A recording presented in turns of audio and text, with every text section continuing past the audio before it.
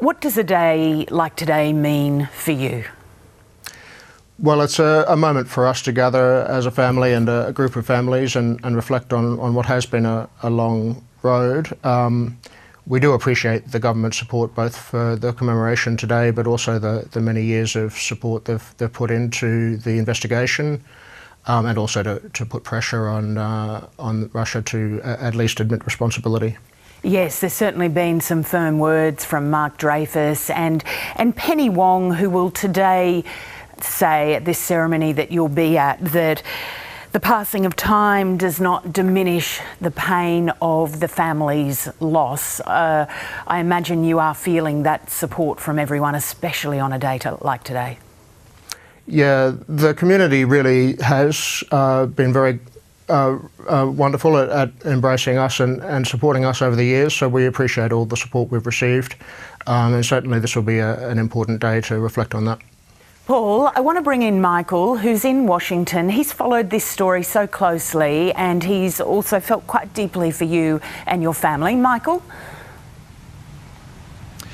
Lisa, thank you. And Paul, I just want to say I'm in awe at your grace, your strength and compassion in those 10 years. Our viewers would know you've been a regular presence on our show. I think our first chat was in the days after you lost your parents, and you've been such a pillar of strength ever since. I just wanted to ask you, Paul, 10 years on, have your reflections on that tragedy, on the loss of your parents, on the loss of all those people on that plane, changed that much at all? Well, I've always put the main blame of the tragedy on the conflict itself. I don't think anyone intended to bring down a passenger plane.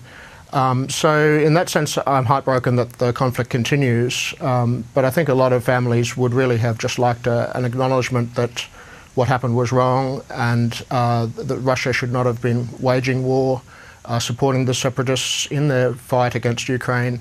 And that hasn't happened, so that's obviously disappointing. But my feelings over the years have stayed the same. I do feel mostly upset that the war continues and that so many lives are being lost senselessly. So in that sense, yes, I'm still upset by that conflict which continues to this day. It must cut deeply if you do continue, as you do, to blame that conflict, that war in Ukraine sadly showing no sign of ending.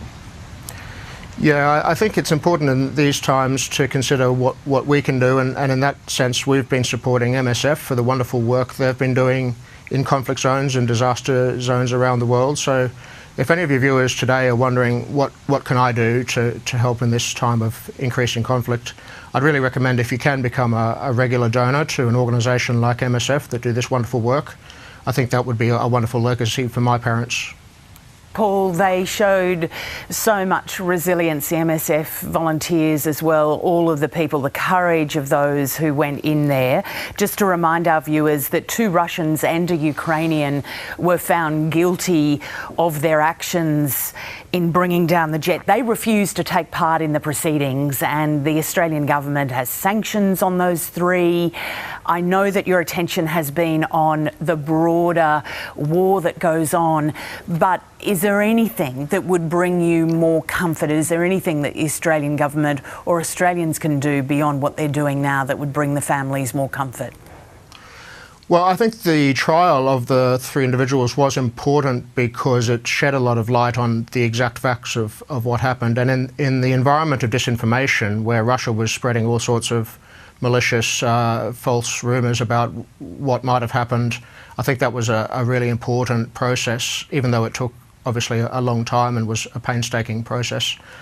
The other thing I think that would help is if there was some assurance that this won't happen again. Unfortunately, I don't have a lot of confidence that we've really solved the problem of risk to civilian airliners in conflict zones. We saw the plane that was shot down in Iran not too long ago that obviously indicates that it's still not safe for civilians on planes in conflict zones. So I do hope that there's more work done in that area to improve risk assessments and reduce the risk of this happening again.